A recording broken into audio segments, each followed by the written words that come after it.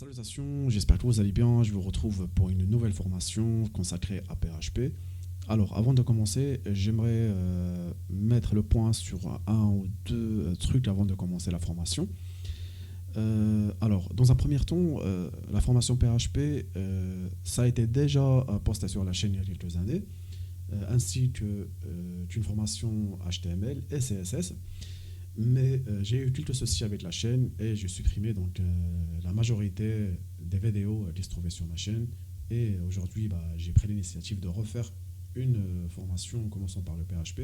Il y aura aussi une formation sur le HTML et le CSS que je vais nommer, par exemple, PHP Remastering, HTML Remastering, ainsi de suite. Alors, il y a une autre formation qui est déjà en cours, une formation Java. Cette formation-là n'est pas encore terminée.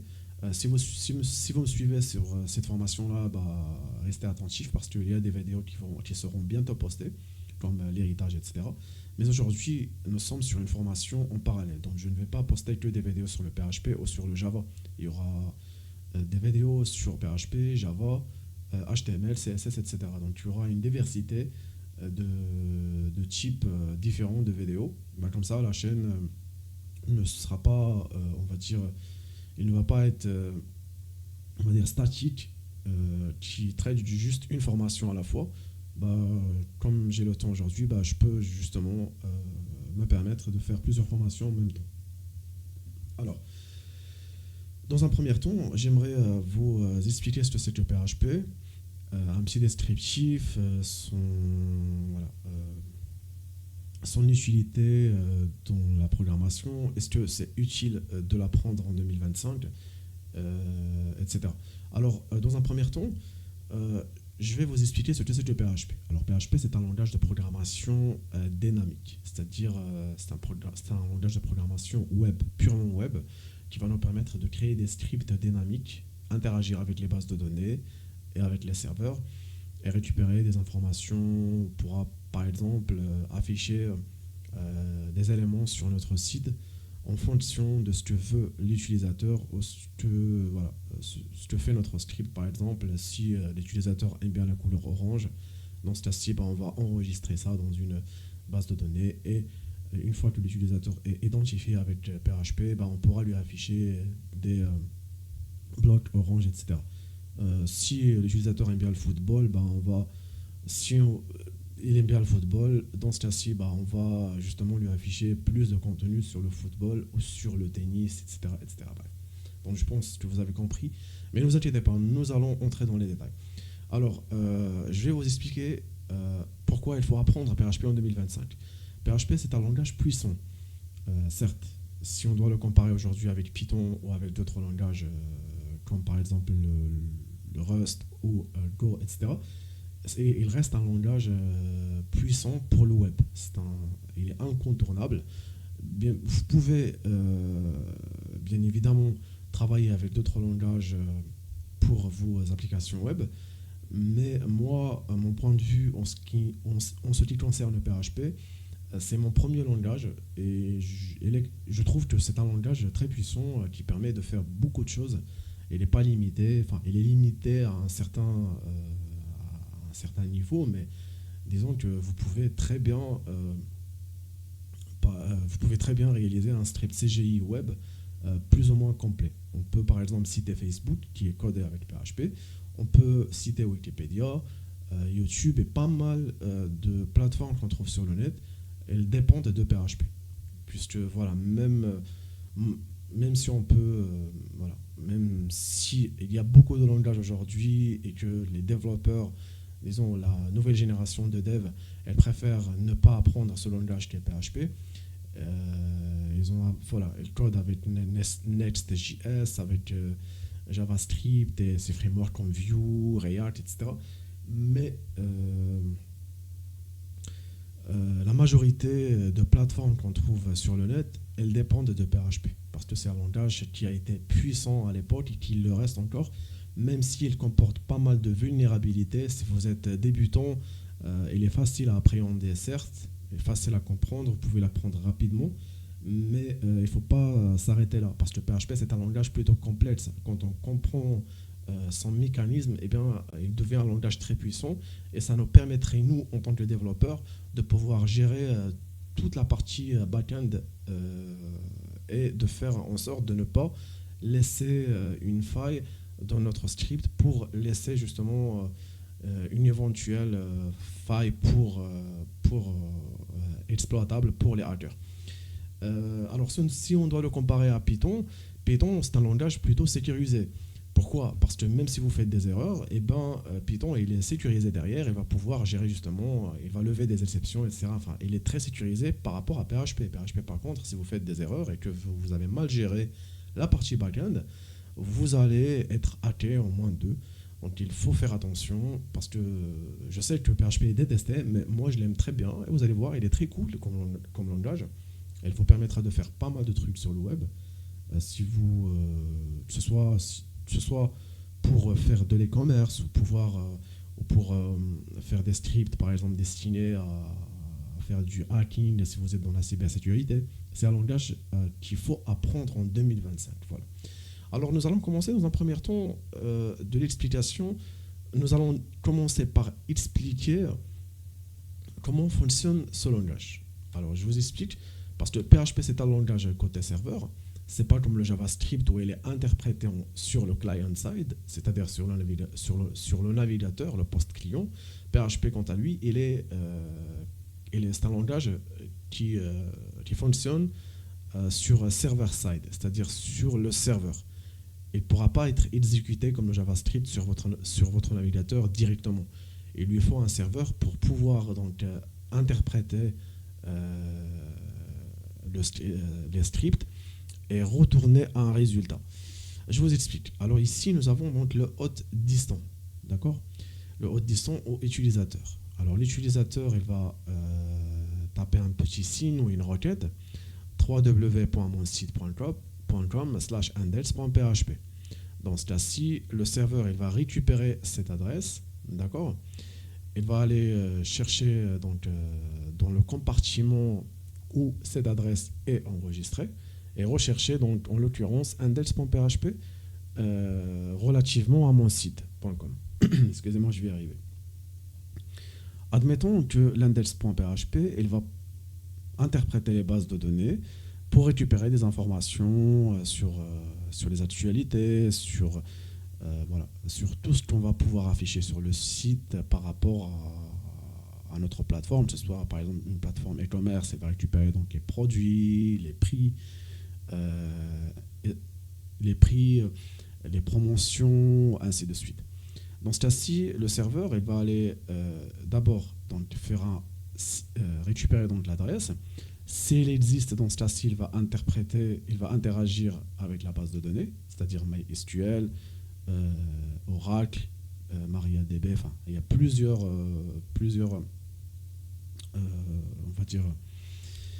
bases de données qu'on verra plus excusez-moi, je vais arriver. Il y a plusieurs bases de données que nous allons voir dans cette formation, mais je vais prendre les bases de données les plus simples. Excusez-moi, on va dire MySQL. Alors, il va envoyer un signe à la base de données. Donc, pour lui dire, par exemple, tu vas me donner toute la liste de produits et la liste des promotions, les codes promo, etc. Et ensuite, la base de données, elle va récupérer les informations relatives à handles.php que lui-même est relative à mon site, etc. Et elle va renvoyer un petit hack à notre serveur en lui donnant toutes les informations qu'il a demandées. Ensuite, le serveur, ce qu'il va faire, c'est il va prendre donc le script.php, d'accord? On va dire que ici c'est notre script index.php, il comporte donc du PHP. Alors, ce qu'il va faire, c'est qu'il va il va prendre le script PHP et faire une sorte d'include, c'est-à-dire il va retourner, excusez-moi, il va retourner les résultats sous forme de HTML, donc les résultats du script PHP en HTML, et faire une sorte d'include dans le PHP. C'est-à-dire qu'il va prendre le script, le retourner, récupérer le résultat en HTML et l'inclure dans le fichier PHP qu'il va pouvoir renvoyer ici en index.php qui va contenir le code source HTML. C'est-à-dire qu'on ne peut pas voir le code, notre script PHP, l'utilisateur ne pourra pas le voir, il va seulement voir les résultats sous forme de HTML sur le script PHP. Donc le serveur récupère les informations, traite les datas, retourne un résultat en HTML, le renvoie sur le script PHP qu'il va pouvoir renvoyer en signe à notre utilisateur sous forme d'HTML. Et l'utilisateur il pourra voir les résultats sous forme d'HTML. Alors qu'est-ce que j'essaie de vous dire par là? C'est que PHP est un langage côté serveur. Donc PHP il ne peut pas être exécuté sur le poste utilisateur ou le poste client. Il lui faut un serveur pour pouvoir s'exécuter. D'accord? Les serveurs, soit vous allez concevoir votre propre serveur avec Apache, Nginx, ainsi de suite, ou alors prendre une solution déjà toute prête, comme par exemple Hostinger, OVH, Switch, ainsi de suite. Mais puisqu'on n'est pas encore là et qu'on travaille en local, nous avons besoin d'un serveur pour pouvoir interpréter PHP sur notre poste client, c'est-à-dire sur notre espace de travail. Alors, ici, je vous ai préparé une petite liste avec 5 serveurs que vous pouvez prendre l'un ou l'autre. De toute façon, ils font tous le même travail. C'est vous permettre d'utiliser PHP, MySQL et Apache sur votre ordinateur pour pouvoir interpréter PHP et retourner les résultats, débugger, ainsi de suite. Sans ça, vous ne pouvez pas suivre cette formation. Je ferai une vidéo en annexe, je vous montrerai comment créer votre propre serveur. Une vidéo que vous trouverez sur ma chaîne, que j'ai postée il y a quelques années sur le PHP 7. Mais je pense que cette vidéo elle commence à dater. Je vais refaire une nouvelle vidéo avec une nouvelle version de PHP qui est donc le PHP.5.0 ou plutôt .4 et refaire une vidéo où je vous montrerai comment créer votre propre serveur. Alors dans un premier temps nous avons Laragon. Alors Laragon c'est un serveur plutôt pas mal. Il vous permet donc d'activer Apache, MySQL et ici nous avons MailPit, je crois que c'est pour la gestion des mails. Et il est très bien, avec une communauté plutôt interactive. Donc si vous avez des problèmes, vous pouvez très bien trouver des gens qui peuvent éventuellement vous aider. Nous avons ici Xampp qui lui aussi est un serveur plutôt pas mal. Il comporte Apache, MariaDB, PHP et Perl.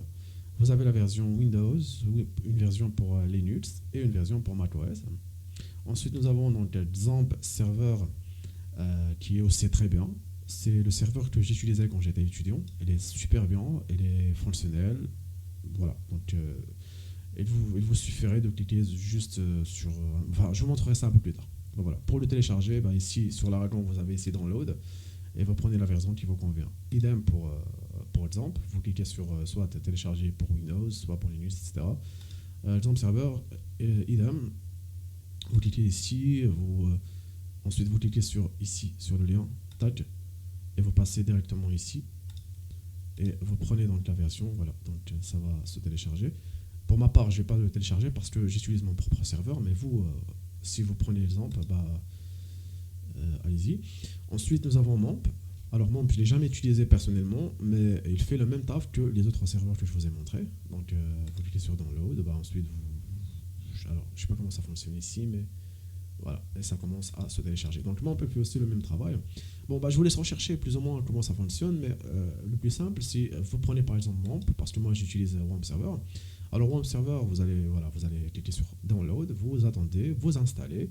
Donc la procédure d'installation est classique. Vous ne décochez rien, vous ne cochez rien, vous l'installez. Ensuite, vous aurez une petite icône comme ceci qui sera affichée juste en bas dans la barre des tâches. Et vous allez cliquer dessus, clic droit, ensuite sur Start. Et ça va passer en vert. Attendez que ce soit passé en vert. Et ensuite, vous pouvez commencer à coder PHP.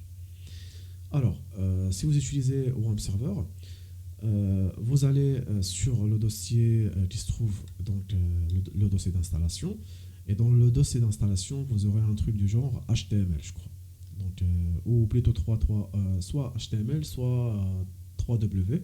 Vous cliquez dedans. Et ensuite, c'est là-bas que vous mettrez vos projets. Pour ma part, moi j'utilise donc un serveur que j'ai conçu moi-même. Donc du coup, bah, j'ai pas besoin de WAMP, exemple, etc. Voilà. Pour l'instant, essayez d'utiliser WAMP server. Et dans la prochaine vidéo, enfin je veux dire dans les prochains jours, je vous montrerai, je posterai une vidéo, je vous montrerai comment on pourrait faire un autre serveur pour pouvoir travailler d'une manière plus aisée, si vous voulez. Voilà. Ensuite, si vous prenez un des serveurs, il va installer PHP, Apache, MySQL. Vous n'avez rien à faire.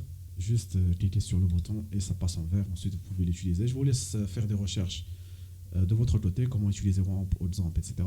Sur YouTube, il y a plein de vidéos, plein de gens qui expliquent ça.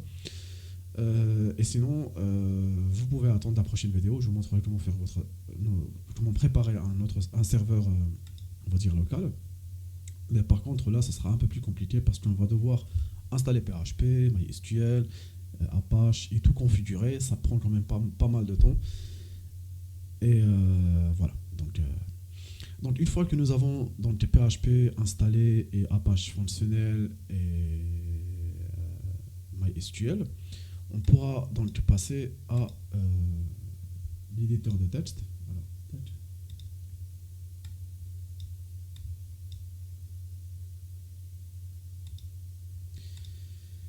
Alors, comme ceci, hop, voilà.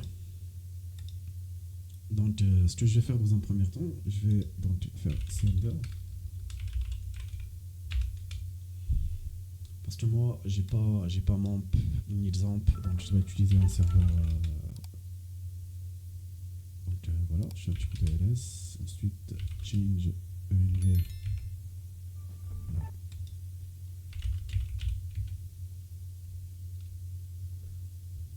Donc, change dev cloud.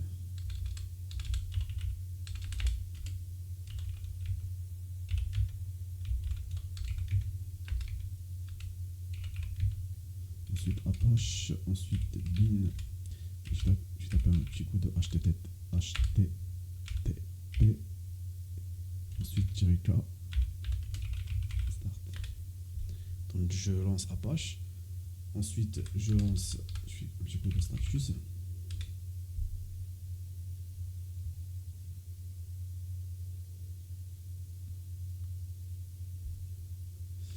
Alors, je vais passer sur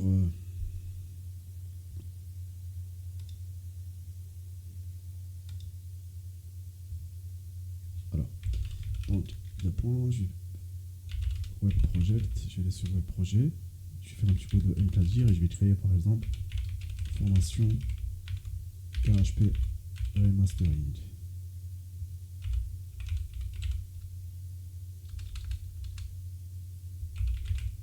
Mastering, voilà, comme ceci. Ensuite, formation PHP remastering, je fais un petit coup de ls, j'ai pas de fichier. Ce que je vais faire, c'est que je vais créer l'infrastructure en mettant par exemple donc, un petit coup de asset. Alors, un petit coup de touch, ensuite asset. Ensuite, on va faire donc include. Ensuite, func. Ensuite, on va faire donc user view. User view. Alors, excusez-moi. Au lieu de tâches, on va faire donc encladir. Je crée le fichier. Alors, excusez-moi. Je me suis trompé ici. C'est pas un petit U, mais plutôt CI. Voilà, encladir. Si je tape un petit coup de ls, j'ai mes dossiers, donc asset, fonction, include, user view. Et je vais créer un fichier que je vais nommer donc. Je vais dire tout simplement test.php. Et je vais rajouter ici donc un petit coup de touch test.php, un petit ls et j'ai mon fichier. Alors malheureusement je l'ai pas. Alors excusez-moi, touch test.php. Voilà. Si je tape un petit coup de ls, et là j'ai ici donc mon test en PHP. Voilà, maintenant, ce que j'ai fait en grosso modo, c'est que j'ai créé un dossier au niveau de mon web projet. Donc ici, sur donc, web projet, j'ai ici, donc, alors, excusez-moi. Donc, formation PHP Remaster. Voilà, donc j'ai ici PHP Remaster. J'ai user view, include, fonction, etc. Alors, où est-ce que j'ai créé le test.php? Je ne sais pas exactement. Il n'est pas dans fonction, il n'est pas dans include. Alors ici, ce que je vais faire, c'est que je vais créer un nouveau fichier. Excusez-moi, je vais appeler le fichier donc test.php.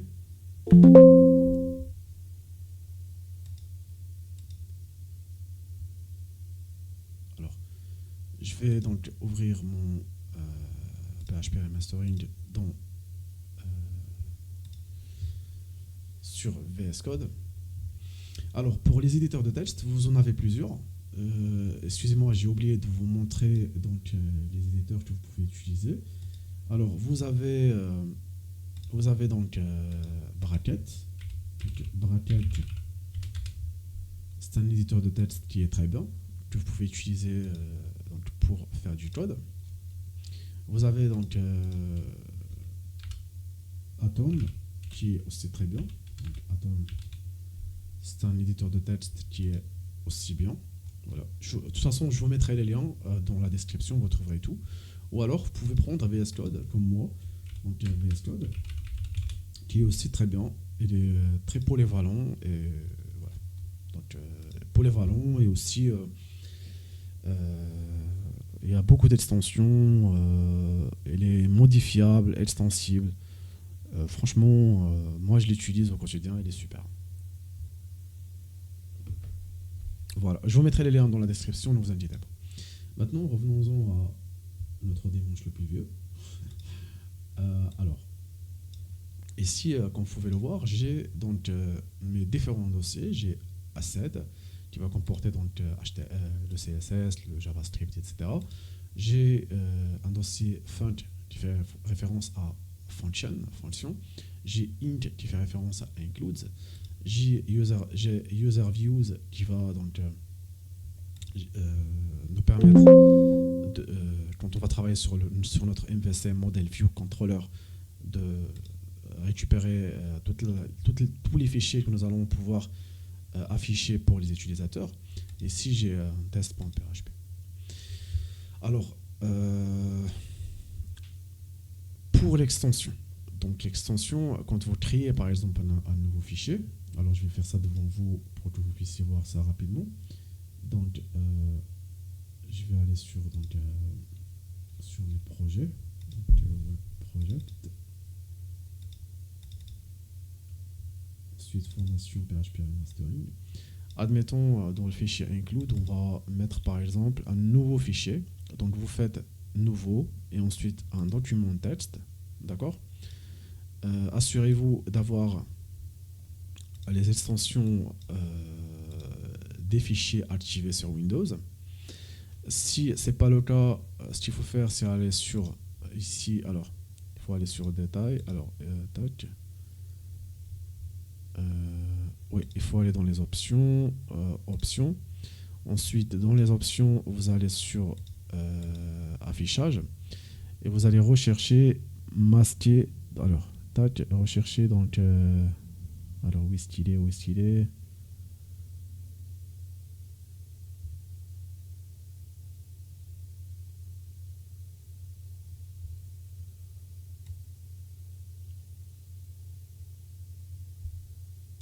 Voilà, il faut décocher, masquer les extensions des fichiers dont le type est connu.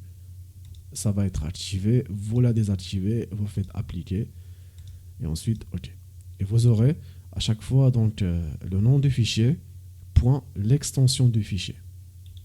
Alors pour ma part, ce que je vais faire, c'est que je vais modifier, je vais renommer, je supprime tout et mettre par exemple database. Alors on va faire par exemple db.inc.include.php et je clique sur OK. Là, du coup, j'ai un fichier db.int.php. Il est important de préciser que le .php à la fin est une extension pour un fichier donc PHP. Comme ça, si je vais sur include, j'ai mon fichier db.php sur lequel je pourrais commencer à coder PHP. Alors, dans un premier temps, vous avez les balises. Donc, je présume que vous avez déjà étudié le HTML et vous savez très bien que nous avons des balises et il faut les respecter. Donc, PHP, il fonctionne aussi sur le même principe. Nous avons des balises qu'il va falloir respecter pour pouvoir faire fonctionner PHP. Alors, nous allons faire donc plus petit. Ensuite, point d'interrogation et PHP. Donc ça, c'est la balise d'ouverture. Ça nous permet d'ouvrir PHP. Ici, on va donc écrire, écrire notre code, notre script ou script. Et ensuite, nous avons la balise fermante qui est donc point d'interrogation, ensuite plus grand. Voilà. Bon, ici, j'ai copilote qui me complète, mais bon, c'est pas grave. Donc ça, c'est la balise ouvrante et ça, c'est la balise fermante. Et tout ce qui se trouve entre les deux, ça sera du PHP. Admettons, hein, par exemple, j'ai ici donc un petit H1, d'accord? Et ce H1, il dit par exemple hello world. Donc, et si j'ai par exemple un petit H3 par exemple, qui va tout simplement dire je suis le footer, juste pour l'exemple. Donc, tac, je suis le footer. Ok? Donc, entre ces deux balises, donc ici nous avons du HTML. Ensuite, nous avons du PHP. Le PHP se termine ici. Et après, nous avons du HTML encore. Alors, quand on va exécuter notre script PHP, il va aller donc récupérer le HTML, l'afficher. Une fois les balises PHP rencontrées, il va traiter, donc il va interpréter le script PHP et nous retourner un résultat sous forme de HTML. Alors, nous allons écrire notre premier message avec PHP. Alors, l'histoire de vous montrer un petit peu comment ça fonctionne. Alors, nous avons deux fonctions pour afficher. Nous avons la fonction echo. Donc, la fonction echo, la fonction echo, elle nous permet d'afficher donc un message. Et nous avons la fonction print qui nous permet aussi d'afficher un message. D'accord? Donc, vous pouvez utiliser soit la première fonction, soit la deuxième fonction, mais d'une manière ou d'une autre, une fois que vous aurez, donc une fois que vous serez en mesure de coder avec PHP, vous allez comprendre que parfois il vaut mieux utiliser echo, parfois c'est print qui est plus adapté, dans certains cas, comme pour echo, dans d'autres cas. Alors nous allons tout simplement faire juste un petit echo en mettant par exemple ici, entre double quotes, on va mettre donc on va dire donc hello world from PHP. Donc on affiche ce message là. Et ce message, dans un premier temps, alors je vais supprimer les balises PHP. Tac. Je vais enregistrer. Donc maintenant, je vais aller sur mon navigateur.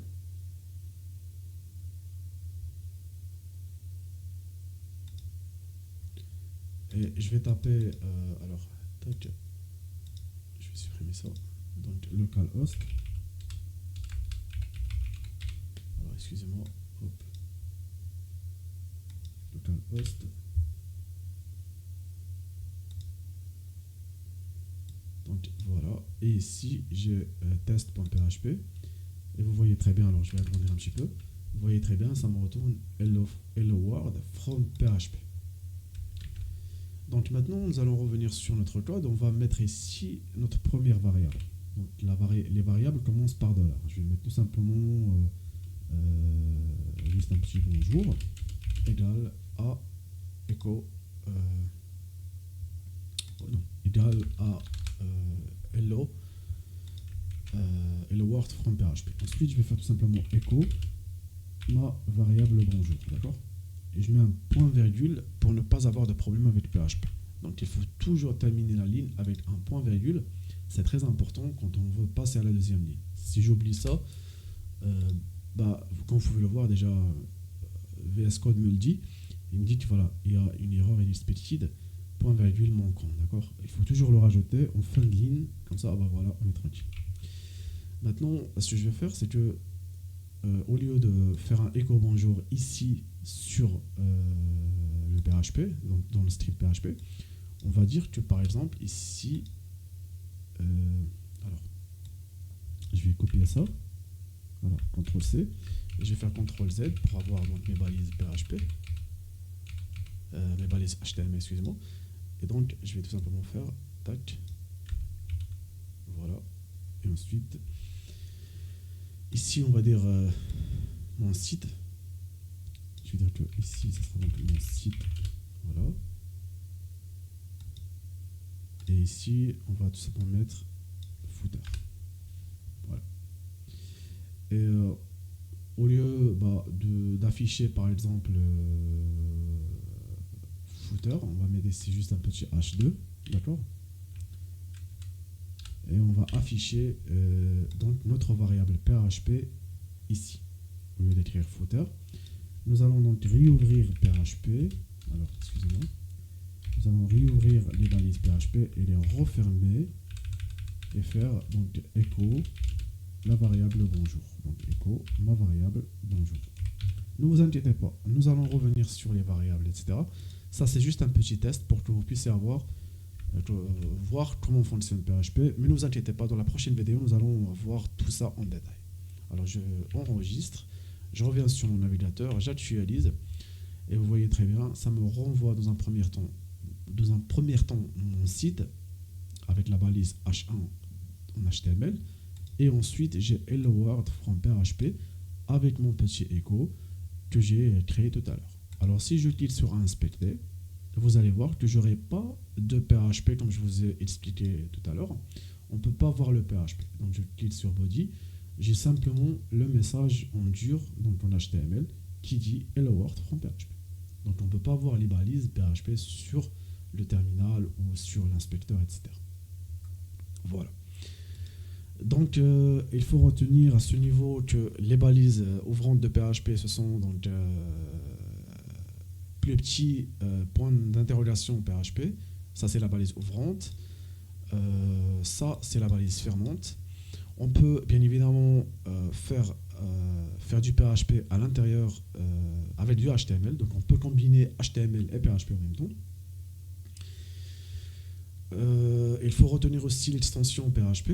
Donc vous pouvez appeler vos fichiers n'importe comment, mais du moment qu'ils comportent l'extension .php. Alors, c'est vrai que je n'ai pas été très précis sur les explications de comment installer WAMP, etc. Désolé, mais je vous laisse chercher de votre côté. Sinon, je vous dis à la prochaine vidéo où nous allons voir nous allons voir les variables et enfin on verra ce que je pourrais vous exposer dans la prochaine vidéo. Mais entre temps, je vais essayer de faire une vidéo où je vous montrerai comment comment créer votre propre serveur. Comme ça, vous serez sur la même longueur que moi. Et j'aurais pas à expliquer à chaque fois comment ça fonctionne chez moi et comment ça fonctionne chez quelqu'un qui a un serveur par exemple. Voilà. Donc j'espère que cette vidéo vous aura plu. Si vous avez des questions, n'hésitez surtout pas à me le faire savoir dans l'espace commentaire. Je vous aiderai avec un grand plaisir. Et je vous dis à la prochaine vidéo. Ciao.